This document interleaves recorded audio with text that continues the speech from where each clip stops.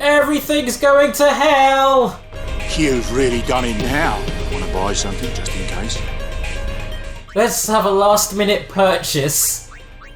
Yep, it seems like a good time for investments. So, yeah. This is where everything in the game kind of takes a turn for the worse. Well, in terms of, you know, from the character's perspective, but from the player's perspective, it takes a turn for the better because it becomes really interesting from this point on. Because this is not just another pilgrimage anymore. No, things are going to get a little different now. And our quest to take down the giant death whale is it's going to have to go on hold for a bit because now we've angered a religious order.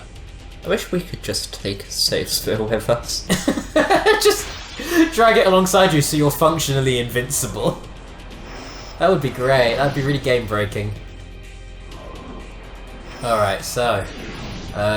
these Guado guys just straight up summon fiends, which I always thought was weird, but when you think about it, the Guado are in tune with the far plane. Like, they live at the far plane, so the ability to summon fireflies and turn them into fiends is it definitely seems like something that they would be able to do. It's just a little weird. It's just a little disturbing that they're happy to use the, you know, the souls of the dead to make monsters to do their bidding. And I know the hypocrisy of that because that's basically what Aeons are, but Aeons are at least consenting. Aeons agree to let you do that to them. These are just monsters, straight up. Anyways, and if you don't kill the Guado that's summoning them, they can just summon more. Yeah, they just summon more, so you've got to try and get rid of the Guado first. Doink. Now this area here, like, the Guado are basically scripted to just keep running at you, so you can stand still and just grind. Yeah, you could grind by standing still and mashing the... If your characters are good enough, by standing still and mashing the X button here. Because the Guados will keep initiating battles, and you will keep taking down said Guados just with attacks. And it's about 1,000 sphere points. Yeah, you get a lot of AP for every single battle as well. Because they're pretty tough battles if you're not taking them on properly. So this is a place where you could do some grinding, but we're gonna leave that till later. We're gonna do our grinding later on at a really prime area where your characters can get super beefy super quick. In the meantime, let's do a little bit of leveling.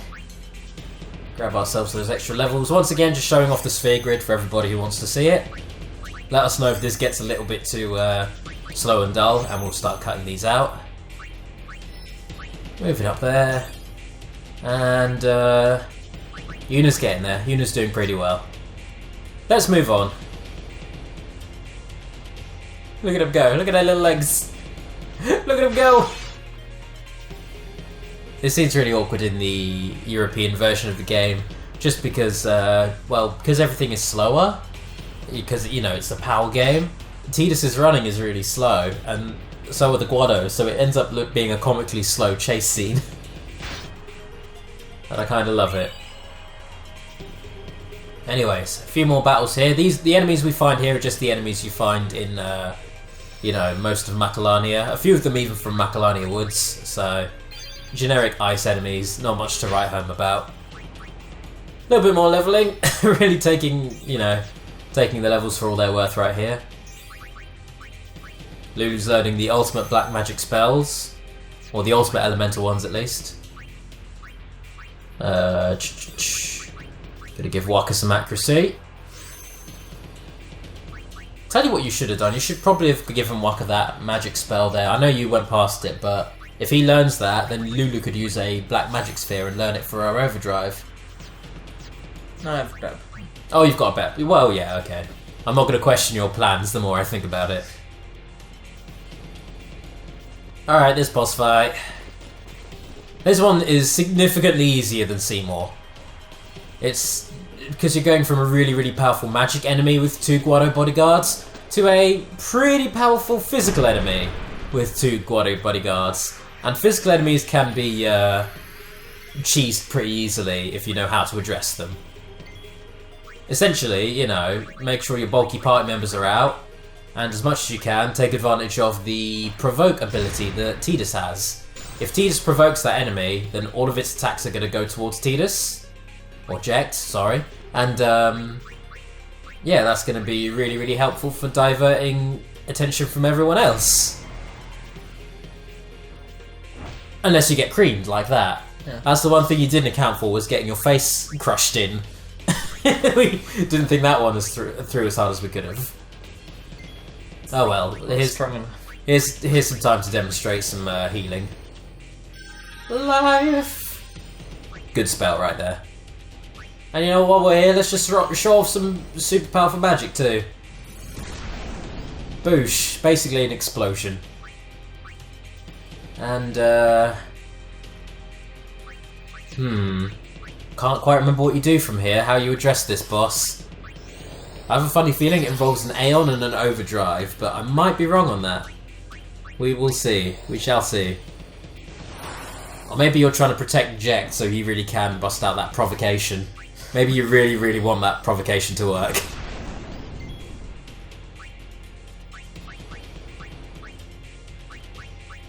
What are you going for now, I'm seeing if he can take one hit. Well, he will be able to now he's got Protect. So long as he provokes and then spends the rest of his turns literally guarding, then yeah, he'll probably be able to take a couple hits. But the key is, you know, getting him prepped and ready for that. The one thing that makes Wendigo fairly easy compared to a lot of other bosses, it can be affected by stats effects, and it can be slowed down. And it's fairly slow in general, so you get enough time to organise yourself between its stupidly OP attacks. Question is, like, if the Guado can summon this monstrosity, why didn't they just have one of these waiting for us when we came out of Seymour's room? Just launch it at us from the get-go. Could have done us in a lot easier and a lot more efficiently with that one. The thing that I'm concerned about is that there were a couple of witnesses who saw Jiskel's sphere and the information contained within, and you never see them again. So it can only be assumed that the Guado did actually kill quite a couple of innocents just because they knew too much, and that's kind of screwed up. Not that this entire thing isn't screwed up, but yeah. Enemy can also be put to sleep, which isn't great for a boss. So, you know, we're pretty much done here, I think. I think this is the part where you decide you really want to beat the boss with Riku's pathetic little slap just for funsies. Just to see if you can. Alrighty, Yuna ain't gonna do it. There you go. Don't even entertain that notion. Let's just pray.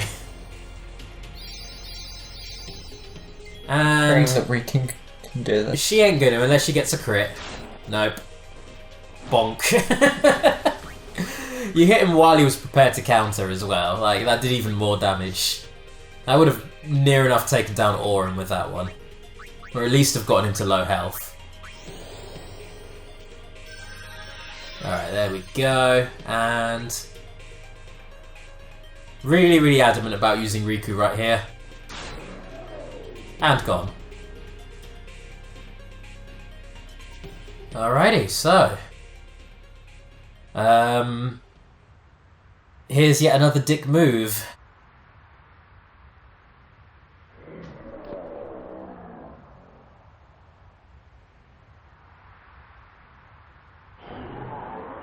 Boom. I was thinking, oh wait, we just killed you. But it's already dead. Well, yeah, it could just keep getting brought back because Guados are shits. Because Guados are the worst. So all fiends are immortal. Pretty much. So long as there's someone to resummon them, that's the kind of messed up thing about this world.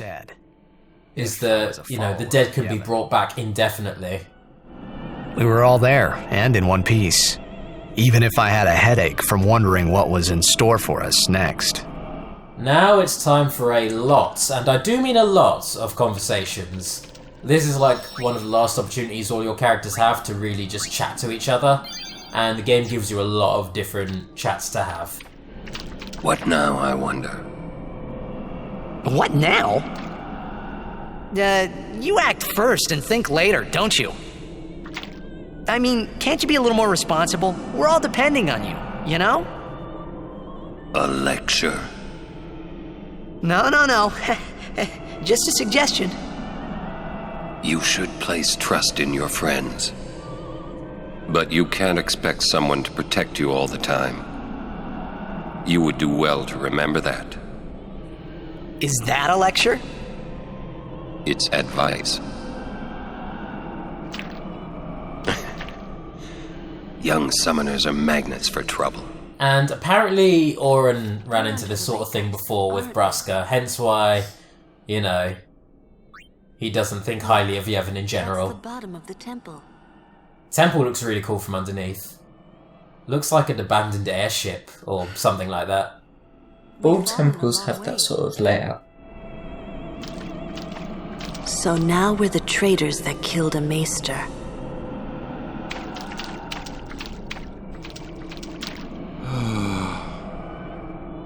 Hey, Waka, would you cheer up? Look, we only did what we had to do. It doesn't matter. Don't you see? I've always walked the path of Yevon. But now, I'm a traitor. How could this happen? Everything is bad, and I blame those dirty foreigners. Huh? You don't know how I feel. Oh yeah, sure, Walker. I have no idea what it's like having everything that you know and love being destroyed and taken away from you. I wouldn't have any frame of reference for that. She's okay. She's breathing. Jerk. How are Lulu and Waka? Well, Waka's in shock. Can't blame him either. And Lulu, well, she's just the same as always. She's so together. All grown up, I guess. I guess.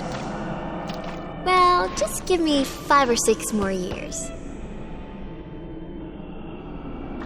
So, Kamari, how do we get out of here? Hey, don't change the subject. We climb. Kimari too. Only those who try will become. Huh? I think he means you have to work hard if you want to be like Lulu. Oh, I will. Kimari think Riku should stay Riku. Oh, Kamari, such a sweetheart. Hey, are you saying I'll never be like Lulu? Kimari! How can you laugh at a time like this? I like that he's getting angry at Riku for what Jekt is doing. You know? You really can't get over this hump, can you, Waka? I wanted to confront Maester Seymour about his father, Lord Jiskel. I wanted to convince him to turn himself in to Yevon's judgment. In exchange for marriage? Yes, if that's what it took. So, what did Seymour say? He didn't say anything. Now I don't even think it was worth it. I should have told you what I was going to do. Enough! Dwelling in the past is futile. Hey, you don't have to say it like that. You want to waste time listening to her regrets? Wow, Oren. You don't have to say it like that. Our immediate concern is Yuna's pilgrimage. Are you willing to go on? Yes. But then, do you think Yevon will allow it? The Faith are the ones that give power to the summoners, not the temples or the teachings. If the temples try to stop us, then we will defy Yevon if we must. Whoa! Oh, damn! Sir Oren? Count me out. Oh, of course. We have to atone to make up for the sins we have committed. Of course. It's not like I ever liked Maester Seymour, yeah? No way I'll ever forgive him for killing Lord Jiskel. And for trying to do us all in two, you know? But still, the bunch of us going against Yevon? No way! But still, we have transgressed and must face our punishment. We must go to Bevel. We must speak with Maester Micah and explain what has happened.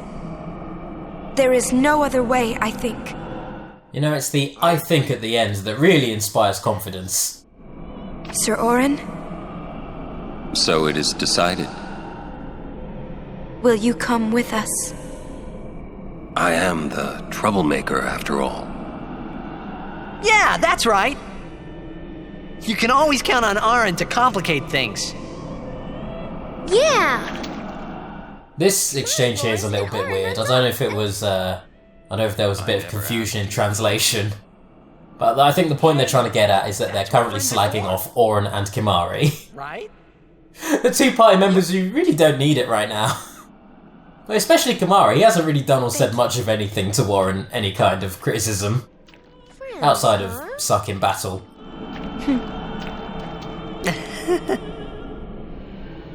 Man, how can you all act like nothing's wrong? Must got nerves of steel or something. You're too edgy. Listen to the hymn and calm down. Is that coming from the temple? Yes, it is Yevon's gift. It soothes the hearts of the faithful.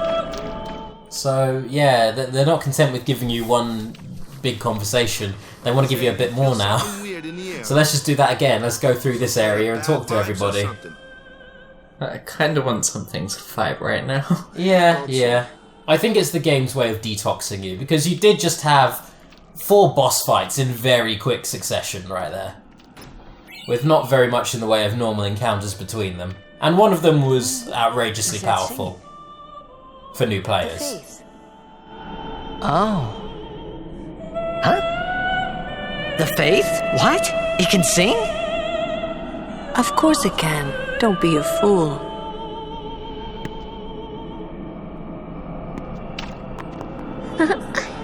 Friends, huh?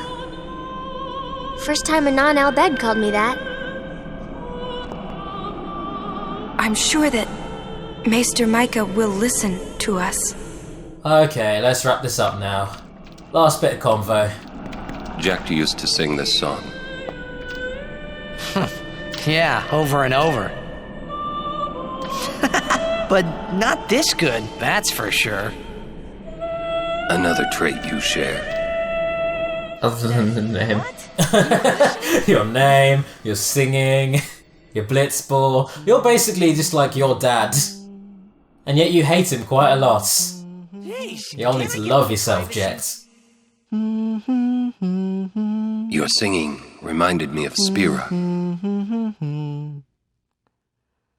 Oh, right. You're not originally from Xanarkand, are you? You homesick? Maybe. Say, how'd you get to Xanarkand anyway? Sin? Uh-huh. I thought so. That proved it. Sin was the link between Xanarkand and Spira. Which means, if we kill Sin, I'll never be able to go home. Well, I mean, you could, because Sin comes back, but... We should get moving. Whatever. Unless it works like killing the source will just reset everything. Stopped. Oh dear, something's off. Whatever could it be? Oh hey, as if things weren't going badly enough. This is the one time we didn't want to see you, Sin. This is the worst possible time. Thankfully, this is like the only instance where I guess Sin looks at you, sees how beat up you are, and realises how many horrible boss fights you just went through, and doesn't act aggressively towards you. Instead deciding to just kind of mess with you a little. My old man. For the first time, I was finally able to believe it. The song you were listening to. What is it this time? Now what is cool is because the game has introduced that yes, Sin does affect you with toxins, you do have that constant question of, is this real, or is it true, or is it just a load of BS, and can it be disproven later on? Xanarkand.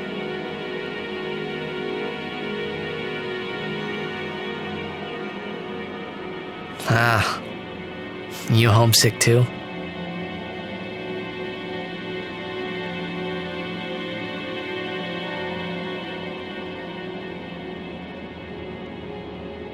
That's not your world anymore.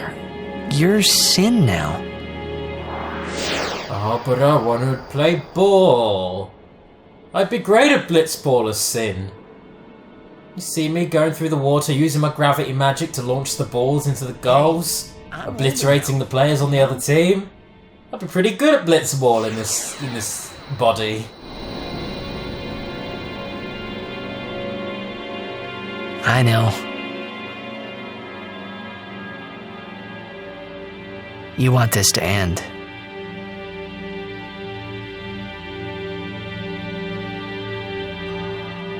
I'll find a way, promise. That's one of the last scenes you get where everything gets a bit trippy and a bit sinny.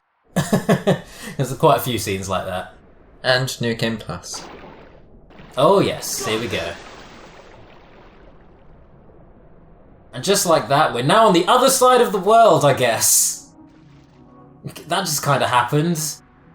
Sin just bumped into us at Macalania, and now we're on the other side of the world. So assumingly, he just kind of used his gravity magic to just launch us. He just kind of flung us through the sky just for kicks. Where am I? And thankfully, we've all landed in a sandy place. So it was a soft landing, if anything. Be good for a while, okay? Okay, well, time to regroup.